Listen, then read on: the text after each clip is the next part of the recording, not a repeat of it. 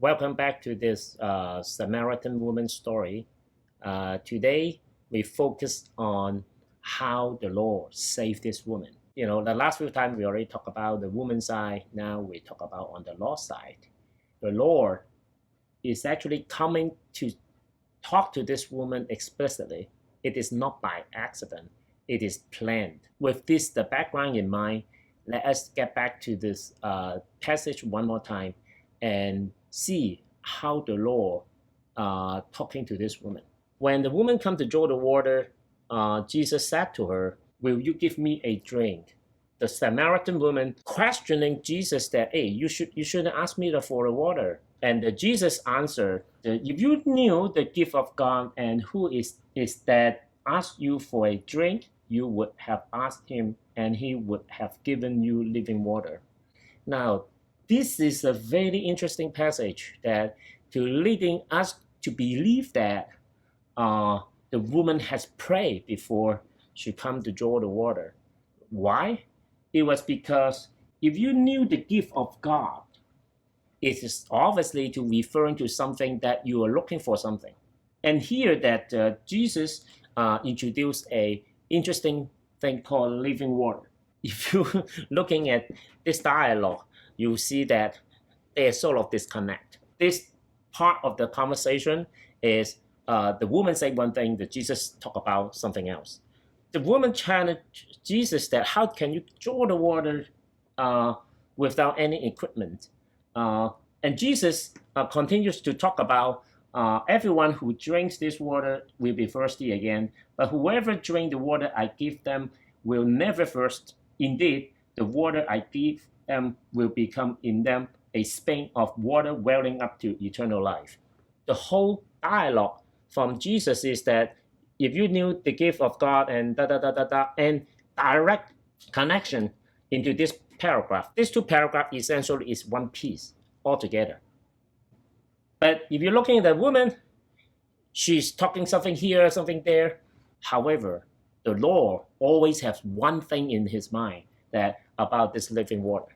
The woman started to ask him for the water. At this point, their dialogue is directly aligned. Okay, they're really talking. Before they are not, but at this point, the woman and the Lord is actually directly engaging. Jesus asked her a very personal questions. She denied she had a husband, and Jesus actually very good that he's not pushing beyond the boundary and give her a relief by giving her an excuse or the way out. The woman started to realize that he might be a prophet. Then this is the right time for the Lord to really explain the heart of the whole teaching about God is spirit and his worshippers must worship in the spirit and in truth. Now, this is, as I said, we already talked about this several times, that this is really the hardcore of the teaching. Now, why Jesus didn't say this at the very early on? Because the woman is not ready yet. When the conversation started to align, and then now Jesus leading her deeper and deeper into the truth. In here, this is the hardcore teaching. And one point that I would like to bring up is, yet a time is coming, and now has come. This is more for the general statement, but this is the last one, has now come. It is for the woman. Time is now, which is when the woman have a chance to dialogue with the Lord directly, one-on-one. We know that the plan of the Lord is really come, all right, to talk to this woman, save this woman, and responding to her prayer. The woman said that I know that the Messiah is coming. When he comes, he will explain everything to us. What she need is that she need all the answer for her life. Okay, why it will draw her life into such a mess. Okay, so she is looking for the answer. When Jesus declared, "I'm the one speaking to you, I'm he." When the woman go back to the town, then could this be the Messiah? Wow, is really the Messiah? Here's there some other discourse regarding to the disciple. Then I pass through this and I will cover this next time. But here I would like to draw your attention into now many of the Samaritans from the town believed in him, okay, because of the woman's testimony. She can't help herself from not telling the truth or the joy, sharing this news with others. He told me everything I ever did. The people interested. Why the woman changed so suddenly? Because we have been her for a long time. She has been avoiding us. She's now telling us the truth. Well, then it must be something happened to her and positively impact her life so that it would draw me interest too to come to the Jesus. And then the Samaritan that urged him to stay with them and stay a few days. And because of his word, many more become believers. Now, his words, okay, cause them to believe, okay. So what that means is that wow, it's so precious that for such a direct conversation, okay, between the woman and the Lord, each of these words mean a lot, okay, to this woman. Everything that the Lord did for this woman is anticipated and also is intentional. That God come here to help her, okay, because she has been asking and looking for this answer for a long time, and now the answer is delivered. How great is that, right? How great is that? When Jesus say it's the living water, what does he really mean, right? We all know that the problem of the woman is her heart, which is not truthful to herself and to God and to others. All right, that is her real issues. All right, and we can looking at the problem it brings. Okay, now typically, what if we making something wrong, we can make things right with another wrong thing. Yeah, for example, if you have the best shoes and on your left hand side, you may tend to overuse the right side to compensate. But this is not a real solution. And the problem, because if we didn't address the problem in the first place, it will repeat again and again and again. Now, this is the vicious cycle of the problem. All right. Now, we know that this woman getting into this type of a vicious cycle, okay, because she has something don't want to tell others, and then she avoid, and then affecting her life that she need to draw the water in the middle of the day. Now, we know that this is her sort of the vicious cycle, all right? And the first T in this case is she tried to find something to compensate of what she did wrong. Now, that compensate is what the water, okay? I may call it the bitter water that she draw, all right?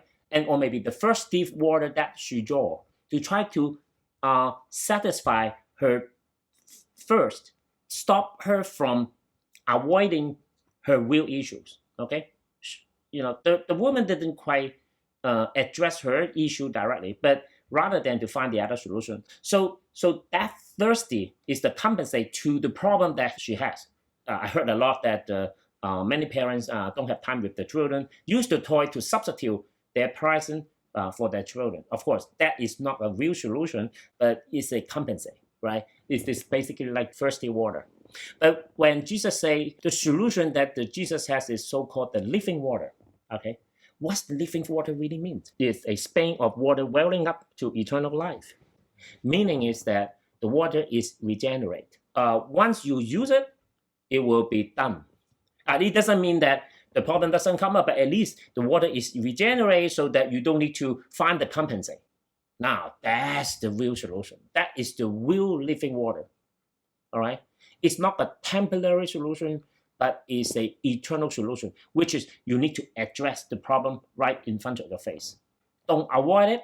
Don't find the compensate, but just focusing on the real problem. Okay? Don't avoid it. Now, this is the real teaching of Jesus in this particular passage. We see that they're not really talking in the beginning. When God first talked to us, you not even know what he is talking about. We're so lost. And even the solution came, but we don't recognize it. Until to the point that when we align with the law, then we started to have a real dialogue until at the end we realize that he is the Messiah. The law is bringing us closer and closer and closer, okay, until we align. All right. So again, her real issue sounds like it's a personal issue, but later on you may see that it may sound like a relationship issue, okay, but actually it's a spiritual issue. The spiritual issue basically is that she is not honest to herself and also not honest to God. That is the real heart issue. So that's why when the conversation align, now Jesus turns so quickly, really directly to the personal question. Okay, bring your husband here. So we cannot avoid not to address the real heart issue in your heart. Don't avoid it, because more you avoid it, more you will find the compensate. Here is that once she relieved herself that, suddenly she found the answer, and also she put the right perspective in the position of God, that she have the new light to see things in her life, okay, to Jesus, and even from the Bible, everything she learned, she had the enlightenment that, wow, everything makes sense to her. Jesus, living water, essentially reversed this process, that first Jesus addressed her spiritual issue, and then the relational issues, and then her personal issue finally. Okay, and this joy of the solution that she carry in herself, and then can't contain it, and then share with the others, because she also believed that the same thing could apply to other people. It's in the same way that today when we read this passage, we share the same blessing, okay? Because it was this woman to testify, wow, this living water is really something. Let me repeat one more thing about the living water, all right? This water is so-called the spring of water welling up to eternal life. That means, as I said, it's a permanent solution. And the water can be regenerated, which is that you will keep satisfying yourself without finding the compensate. So do we have a real life analogy to represent this living water? Okay, so I may use this particular one to illustrate this is like a credit card, okay? So if you using the credit card, use up your the limit, and then every month you pay the interest, right? Now, this is similar to this living water case, is that the principal, all right, the money that you owe is your real problem, okay? But because you didn't want to pay this piece, you always use the money to pay the interest. And if you pay the interest, you have to pay it again and again and again, okay? Very similar to this woman drawing the water from the well, right? And because her problem is something else, but she chose to find the compensate, right? Just paying the interest. This is the no good way of your finance, okay? Maybe only working for the short time, but it's never be a long-term solution. Now, the reverse of this is the regenerating water is something called, if you have the sound business ideas, this is what the living ideas really is, all right? So if you invest the money in the right place, and it will earn you more money, that so you can invest more. So this is sort of so-called the regeneration. So what we call that, we put the money to work, okay?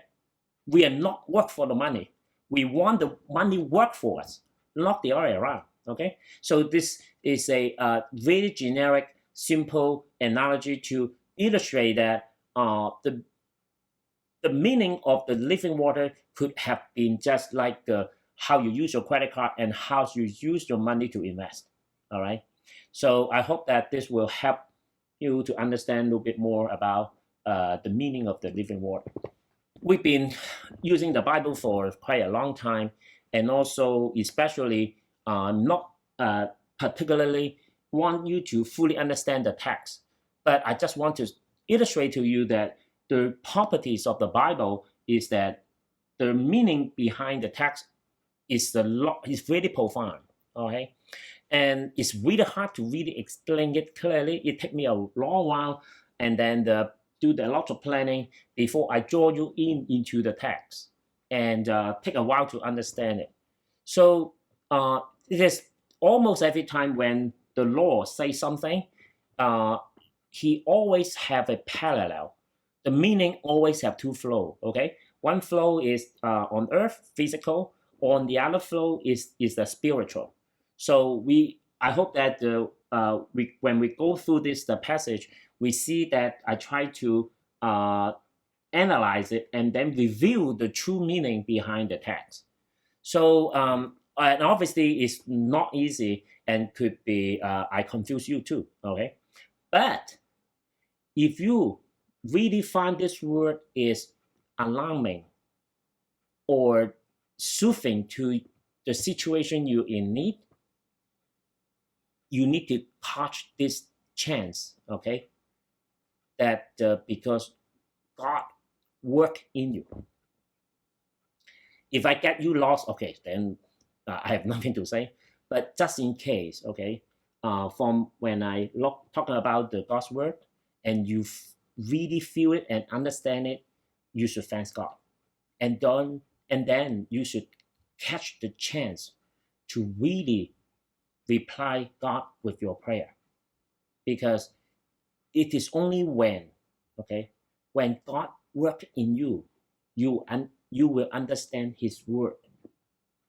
Okay, so I hope that this message today, that especially the meaning of the living water, if you get the meaning out from it, and if you feel like this is the living water and the living solution to your whole life,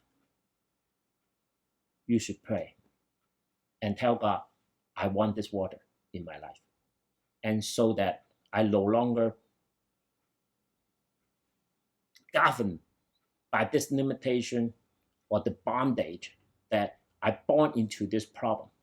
I want to have my real problem solved instead of solving other temporary problem or solution to give me the relief.